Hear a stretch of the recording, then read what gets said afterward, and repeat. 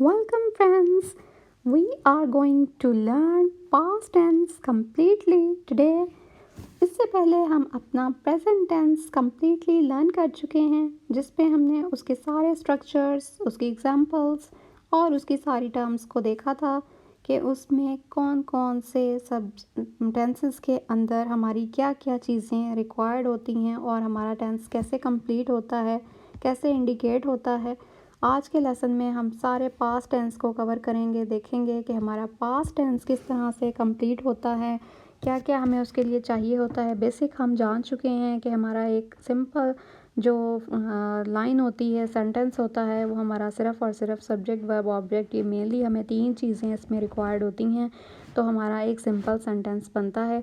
लेकिन हमारा पास्ट कैसे होता है, प्रेजेंट, परफेक्ट, कंटिन्यूस और ये सारी टर्म्स नेगेटिव इंटरोगेटिव्स के डालकर, तो ये हम सारा अपना आज का पास्ट टेंस जो है वो कंप्लीट करेंगे, जैसे हमने पहले अपना प्रेजेंट टेंस कंप्लीट किया था। तो आज का लेसन भी बहुत इंटरेस्टिंग होने वाला है।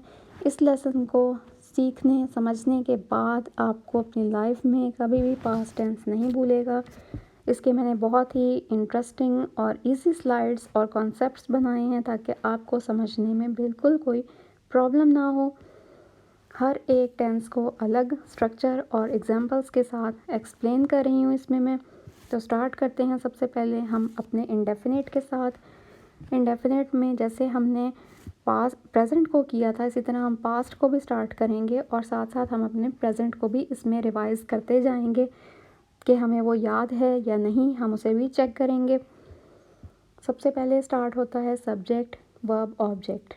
तो इसमें क्या सीखने वाली बात है, सीखने वाली चीज़ इसमें है कि इसमें हमने वी टू यूज़ करना है, second form of verb use करनी है। एंड नेगेटिव के अंदर हमने क्या करना है, did, not plus V one use करना है सब्जेक्ट और ऑब्जेक्ट के बीच में।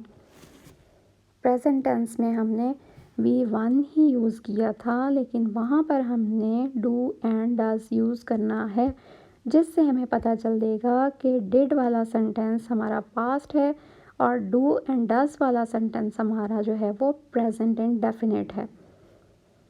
अंडरस्टूड। इसी तरह फिर हम उस डिड को या प्रेजेंट के डू एंड डज को उठाकर बाहर शुरू में ले आते हैं, तो हमारा इंटरोगेटिव सेंटेंस बनता है, चाहे वो सिंगल हो या डबल हो। डबल हो तो उसमें भी हमने व्हेन, व्हाट एंड वेयर के साथ ही यूज़ करनी होती है अपनी हेल्पिंग वर्ब। समझ में आ गया आपको? नेक्स्ट चलेंगे, अब इसकी एग्जांपल्स के साथ इसे अंडरस्टैंड करेंगे। इंडेफिनिट का स्ट्रक्चर रिवाइज करते हैं, subject plus V two plus object. V2 means second form of verb सारा bought rice। तो bought से हमें पता लगेगा कि ये हमारा past tense है। अगर आपने क्रिएट करना हो खुद से उसको into English, तो आप उसमें second form of verb use करेंगे अपने सब्जेक्ट और वर्ब के साथ। सिंपली आपका सेंटेंस बन जाएगा, सारा बॉट राइस। अगर हमने इसे प्रेजेंट में करना होता तो और सिंपल हो जाता, हम इसे कहते Sara buy rice, we play hockey. But now this time ये हमारा पास्ट टेंस है, तो हमने बॉट एंड प्लेड यूज़ किया है। और इसी तरह आई ड्रिंक वाटर नहीं, बल्कि अब हम कहेंगे आई ड्रैंक वाटर। इसी ड्रैंक से और प्लेड एंड बॉट से हमें पता चलेगा कि ये हमारा पास्ट इंडेफिनिट टेंस है। हमने इसमें कोई फर्दर हेल्पिंग वर्ब यूज़ नहीं किया, इसलिए हमें ये क्लियर होता है कि ये हमारा इंडेफिनिट है, चाहे वो पास्ट में हो या प्रेजेंट में हो। अगर सेकंड फॉर्म यूज़ कर रहे हैं तो वो इंडिकेट करेगा कि ये हमारा पास्ट इंडेफिनिट है। इंडेफिनिट टेंस हो गया कंप्लीट। अब इसके नेगेटिव को देखते हैं। नेगेटिव टेंस के अंदर सबसे इम्पॉर्टेंट चीज़ नॉट लगाना है। नॉट के बाद इसमें हम हेल्पिंग वर्ब यूज़ करते हैं। जब हम हेल्पिंग वर्ब यूज़ करते हैं तो हम उसमें V2 की जगह V1 पर आ जाएंगे। प्रेजेंट टेंस में हमने कौन से हेल्पिंग वर्ब यूज़ किए थे अपने इंडेफिनिट नेगेटिव के अंदर? वो हेल्पिंग वर्ब्स थे do and does. And now in the past tense we are using did. वहाँ पर हमने अपने ही शी इट के साथ यूज़ किया था does, and I we they you के साथ हमने यूज़ किया था डू का वर्ड। बट यहाँ पर हमने ही के साथ भी डिड यूज़ किया है एंड दे यू के साथ भी डिड यूज़ किया है। क्लियर हो गया आपको? उसके बाद हमने टॉट यूज़ नहीं किया, यहाँ पर वर्ब की बिल्कुल फर्स्ट फॉर्म आई है, टीच यूज़ किया है। इसी तरह सेंड यूज़ किया है और फिर टेक यूज़ किया है। तो ये सारी आ गई। इन दो चीज़ों से हमें पता लगा कि ये हमारा indefinite and negative tense past में है। ही डिड, एक तो डिड से पता लगा, नॉट से नेगेटिव का पता चलता है, एंड टीच V1 है, तो हमें पता लग गया कि ये इनडेफिनिट टेंस है।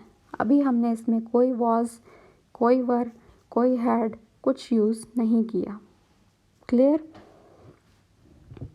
नेगेटिव हो गया हमारा कंप्लीट। नेक्स्ट चलेंगे हम इंटरोगेटिव की तरफ। तो हम उसमें भी सिर्फ इतना सा चेंज करेंगे कि इसी हेल्पिंग वर्ब डिड को अपने सेंटेंस के स्टार्ट में ले जाएंगे। Did we take breakfast? तो ये बन गया हमारा इंटरोगेटिव सेंटेंस। क्वेश्चन मार्क से भी हमें पता चल जाता है कि ये हमारा सवालिया निशान जो है, हम कोई बात पूछ रहे हैं। डिड वी टेक ब्रेकफास्ट अगर पास्ट को हम प्रेजेंट में करें तो आप चेक करें कि आप इसे कैसे कन्वर्ट करेंगे। आप क्या बात करेंगे कि ये हमारा पास्ट से प्रेजेंट हो जाए। हम इतना चेंज करेंगे कि डिड की जगह हम डू यूज़ करेंगे। Do we take breakfast? ठीक इसी तरह हम दे हेल्प द पुअर में डिड की जगह डू लगा दें तो वो प्रेजेंट बन जाएगा। डिड लगा दिया है तो वो पास्ट बन गया। इसी से हमें पता लगा कि ये हमारा प्रेजेंट है या पास्ट है। इसमें हमने कोई आईएनजी नहीं लगाया, कोई वॉज वर नहीं लगाया, तो ये हमें इंडिकेट कर रहा है कि ये हमारा इनडेफिनिट इंटरोगेटिव पास्ट में है। Did she open the door? तो हम कहते, अगर प्रेजेंट होता हम कहते does she open the door, क्योंकि वहाँ पर हमने शी के साथ और ही के साथ डज यूज़ किया था अपने इनडेफिनिट में। लेकिन पास्ट में हमने सिर्फ और सिर्फ डिड यूज़ किया है। नेक्स्ट हमारा आएगा पास्ट कंटिन्यूस टेंस। उससे पहले एक और छोटा सा हम देखेंगे यहाँ पर डबल इंटरोगेटिव्स जिसे हम कहते हैं, जिसमें हमने डिड के साथ क्या यूज़ किया है उससे पहले हमने लगा दिया वाई, व्हेन, हाउ। तो ये चीज़ें हमें इंडिकेट करेंगी कि ये हम कब, कैसे, क्यों के साथ बात पूछ रहे हैं, लेकिन इनके बगैर भी हम क्वेश्चंस पूछ सकते हैं। तो फ़र्क क्या होता है इनमें कि उन्हें हम बोलते हैं सिंगल इंटरोगेटिव सेंटेंसेस एंड इनको हम बोलते हैं डबल इंटरोगेटिव सेंटेंसेस, जिसमें हम हेल्पिंग वर्ब भी स्टार्ट में ले जाते हैं और अपने जो क्या, कैसे और कब के जो वर्ड्स हैं इन्हें भी हम स्टार्ट में ले जाते हैं। अंडरस्टूड? ये हमारा यहाँ पर होता है ख़त्म पास्ट इंडेफिनिट टेंस, जिसे हमने स्टार्ट से लेकर एंड तक कम्प्लीटली एग्जाम्पल्स एंड स्ट्रक्चर्स के साथ अंडरस्टैंड कर लिया है। आई होप आपको ये बिल्कुल क्लियर हो गया होगा, इसके सारे कॉन्सेप्ट्स और इसकी सारी समझ आ गई होगी कि इसके उर्दू से इंग्लिश करना है या इंग्लिश से उर्दू करना है, तो आप इसे कैसे इंडिकेट करेंगे कि ये कौन सा हमारा सेंटेंस और टेंस है। नेक्स्ट चलेंगे, अब हम स्टार्ट करते हैं अपना पास्ट कंटिन्यूस टेंस। कंटिन्यूस में अब हमने डिड यूज़ नहीं करना, बल्कि हमने कौन सी हेल्पिंग वर्ब यूज़ करनी है उसका स्ट्रक्चर अंडरस्टैंड करते हैं। Subject, verb, object. तो नया क्या आया इसमें? वॉज, वर के हेल्पिंग वर्ब्स और आईएनजी। आईएनजी जो मेनली इंडिकेट करता है कंटिन्यूस टेंस को। प्रेजेंट टेंस में हमने प्रेजेंट कंटिन्यूस टेंस में हमने यूज़ किया था आईएनजी के अलावा हेल्पिंग वर्ब भी यूज़ किए थे, और वो कौन से हेल्पिंग वर्ब्स थे उसको रिवाइज़ कीजिए। वो थे इज़, एम और आर। और यहाँ पर कौन से हैं हेल्पिंग वर्ब्स? वॉज एंड वर, जो हम अपने सब्जेक्ट के अकॉर्डिंगली यूज़ करेंगे। लेट्स सी, यहाँ पर हमने टॉम एंड शी के साथ वॉज यूज़ किया। इसी तरह हम आई होता तब भी हम वॉज यूज़ करते। But the boys were doing homework, third one example, यहाँ पर हमारे पास है सब्जेक्ट प्लूरल में, बॉयज़ हैं, एक से ज़्यादा बॉयज़ हैं, तो हमने यहाँ पर वर यूज़ करना है। अच्छा जी, कैसे इंडिकेट होगा हमें कि ये प्रेजेंट पास्ट कंटिन्यूस टेंस है? तो हमें दो चीज़ें इसके लिए पता होनी चाहिए। एक तो वॉज एंड वर जो है वो हमें बताएंगे कि ये हमारा पास्ट है, कंटिन्यूस है। आईएनजी जो मेनली इंडिकेशन होती है, आईएनजी से हमें पता चलता है कि ये रहा वाली बात हो रही है। अगर अब हम इसे बनाते प्रेजेंट को रिवाइज करें तो कैसे करते? हम कहते टॉम इज़ ईटिंग मैंगो। ठीक है, अब आगे उसके नेगेटिव की तरफ। वहाँ पर भी हमने क्या किया था? सिर्फ़ और सिर्फ कंटिन्यूस के अंदर नॉट लगा दिया था हेल्पिंग वर्ब और वर्ब के बीच में।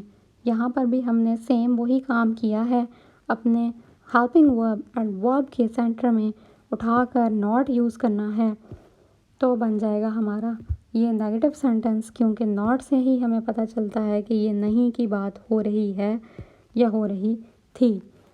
तो he was not learning the lesson. He was not learning the lesson. Was not learning is the most important thing, जिससे हमें पता चलेगा कि ये हमारा कौन सा टेंस है। और जब हम खुद क्रिएट कर रहे होंगे तो भी हमने इन्हीं चीज़ों का ख्याल रखना है। अच्छा, अब इसमें एक और चीज़ कि हमारे पास अगर ही एंड शी है तो हमने वॉज यूज़ किया है। मैंने डिफरेंट एग्जांपल्स इसमें यूज़ किए हैं ताकि आपको वॉज एंड वर के कॉन्सेप्ट्स मज़ीद क्लियर हो सकें। You were not sleeping and I was not eating an apple. Right? He, I, she. I used was. ठीक है, was use हुआ। And when we are talking with we, they, you, तो हमने कहा were। इसी तरह अगर हम कहते द बॉयज़ तो हम वर यूज़ करते, अगर हम कहते द गर्ल्स तो हम वर यूज़ करते। इस तरह आपको ये कॉन्सेप्ट क्लियर हो गया वॉज एंड वर का। अब हम इसके चलते हैं नेगेटिव की तरफ, इंटरोगेटिव की तरफ। सिंगल एंड डबल इंटरोगेटिव मैंने यहाँ पर कंबाइनली लिखे हैं ताकि, क्योंकि अब आपको ये कॉन्सेप्ट्स क्लियर हो चुके हैं कि सिंगल किसे कहते हैं, डबल किसे कहते हैं, वो कैसे बनते हैं, इसलिए यहाँ पर मैंने कंबाइनली इनको यहाँ पर राइट डाउन किया है ताकि आप उन्हें चेक कर सकें कि क्या आपकी लर्निंग अच्छे से हो रही है या आपको मज़ीद प्रीवियस लेसन्स को लर्न करना होगा। वर वी प्लेइंग हॉकी, तो ये क्या हमारा सिंगल है या डबल है? जी, ये हमारा सिंगल इंटरोगेटिव है। लेकिन अगर मैं कहूँ how was he flying a kite, तो ये हमारा डबल इंटरोगेटिव हो जाएगा। अगर मैं कहूँ was the girl cleaning board, तो ये सिंगल इंटरोगेटिव है। अगर मैं कहूँ why were you making a noise, तो ये डबल है इंटरोगेटिव। जी, अच्छा, question mark and why was से तो आपको पता चल जाएगा कि ये इंटरोगेटिव है, एंड वॉज एंड वर से आपको पता चलेगा कि ये इंटरोगेटिव के साथ साथ पास्ट भी है, एंड आईएनजी से आपको पता चलेगा कि ये पास्ट और इंटरोगेटिव के साथ साथ कंटिन्यूस भी है। ठीक है, तो ये हर चीज़ जो हमें एक एक चीज़ को इंडिकेट करती है। हमने जब खुद बनाना है सेंटेंस तब भी इन्हीं सारे रूल्स को फॉलो करना है। इसके लिए आपको प्रैक्टिस की भी ज़रूरत होगी। नेक्स्ट आ जाते हैं पास्ट परफेक्ट टेंस की तरफ। सब्जेक्ट वर्ब ऑब्जेक्ट के साथ अब हमने यूज़ करना है हैड का word and third form of verb. जी, जैसे हमने पास्ट टेंस के अंदर यूज़ किया था हैज़ एंड हैव के वर्ड हेल्पिंग वर्ब्स यूज़ किए थे, यहाँ पर अब हमने हैड यूज़ करना है। She had written a letter, तो इससे हमें पता चलता है कि ये परफेक्ट तो है, लेकिन हैड से हमें पता चलेगा कि ये हमारा प्रेजेंट नहीं बल्कि पास्ट परफेक्ट है। अगर मैं कह दूँ शी हैज़ रिटन तो ये बहुत इमीडिएटली कन्वर्ट हो जाएगा प्रेजेंट टेंस में, ये बिल्कुल प्रेजेंट टेंस बन जाएगा। बट व्हेन आई से शी हैड रिटन, हैड बोल दिया तो ये बन गया पास्ट, सीधा सीधा पास्ट हो जाएगा। बाकी बातें बात की हैं कि ये पास्ट के साथ मज़ीद कौन कौन सी इसकी हैं terms. The patient had died before the doctor came. We are using V3 in this sentence. अब नोटिस कीजिए हमने इसमें V3 यूज़ किया है हैड के साथ, तो ये दो चीज़ें हमें पता देती हैं इस बात का कि ये हमारा पास्ट परफेक्ट टेंस है।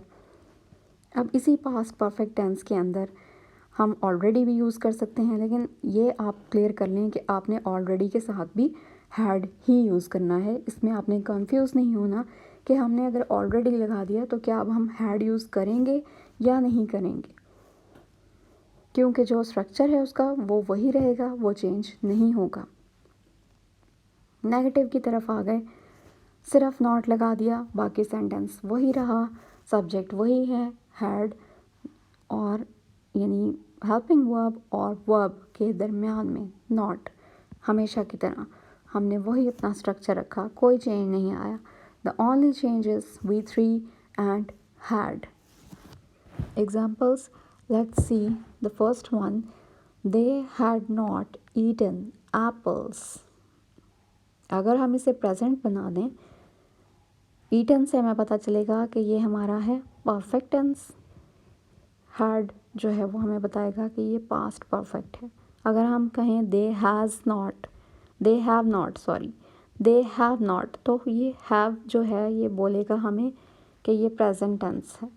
अगर हम कहें we had not plucked these flowers, we had not plucked these flowers, तो ये हमारा पास्ट टेंस है नेगेटिव में। अगर हम बोलें वी हैव नॉट प्लक्ड, यानी हैव लगा दिया हमने, हैड को हटा दिया, तो ये प्रेजेंट में बन जाएगा हमारा, सीधा सीधा प्रेजेंट हो जाएगा। इसी तरह अगर शी हैड नॉट को हम हैड हटाकर हैज़ लगा दें, शी के साथ आपको जब पता है कि हैज़ यूज़ करते हैं, शी के साथ ही के साथ हम हैज़ यूज़ करते हैं प्रेजेंट में। ये भी रिवाइज हो गया हमारा। नेक्स्ट हम आ गए इंटरोगेटिव की तरफ।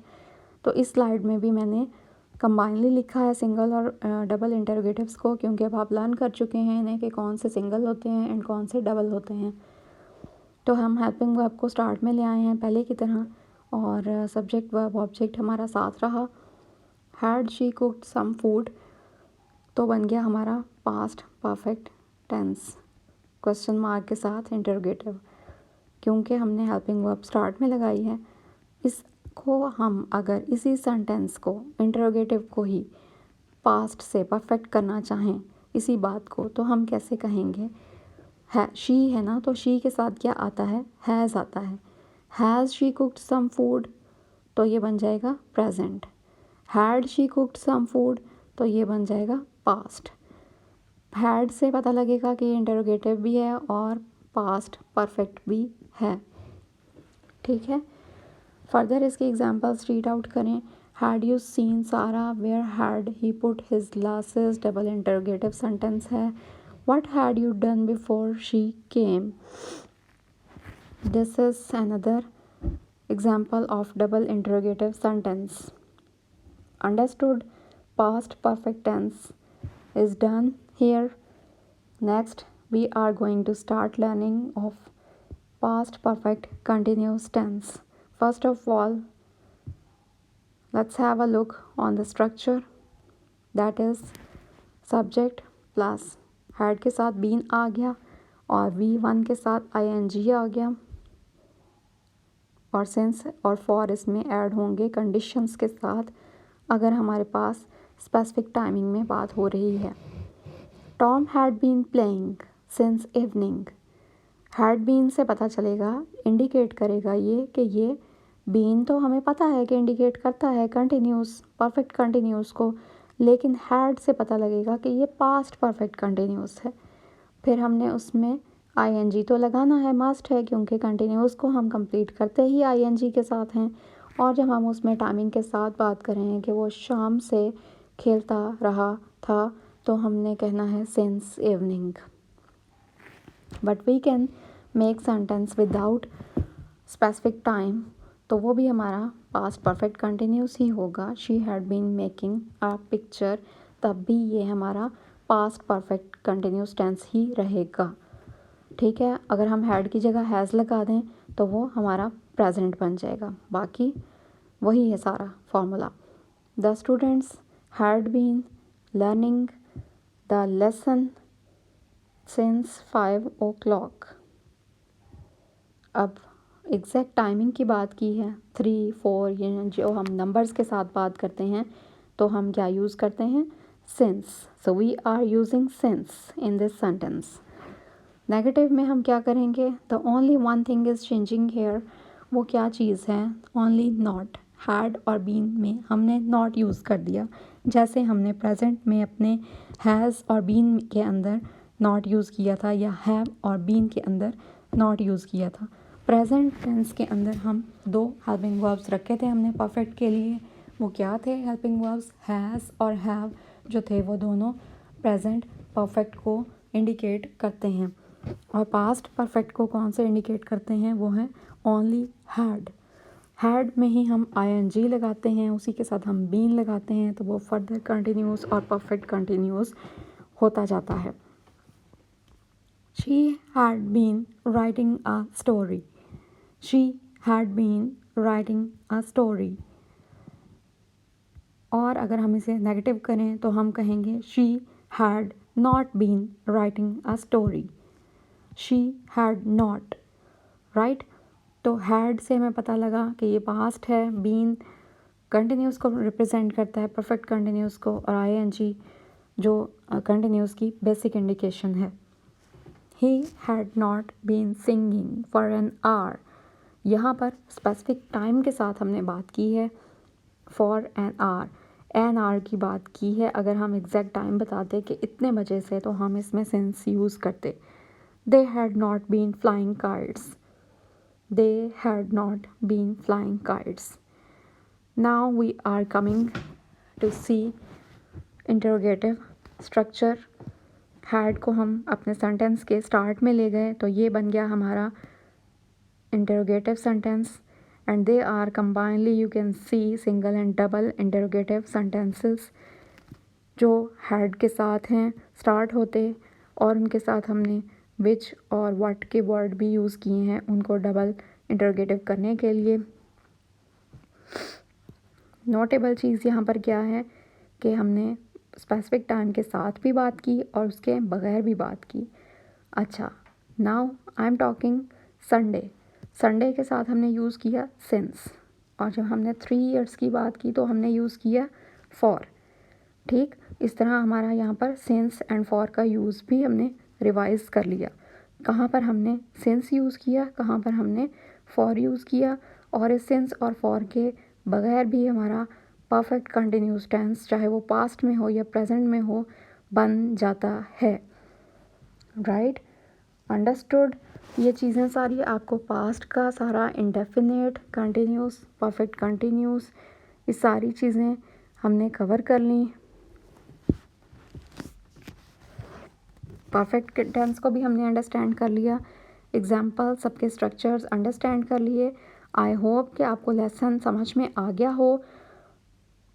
आई must say don't forget to subscribe the channel, share and like with your friends and family. अपने दोस्तों को भी शेयर कीजिए ताकि वो भी अपनी इंग्लिश को, अपने टेंसेस के लेवल को इम्प्रूव कर सकें। Take care, take a very very good care of you. I wish you very good luck in your life.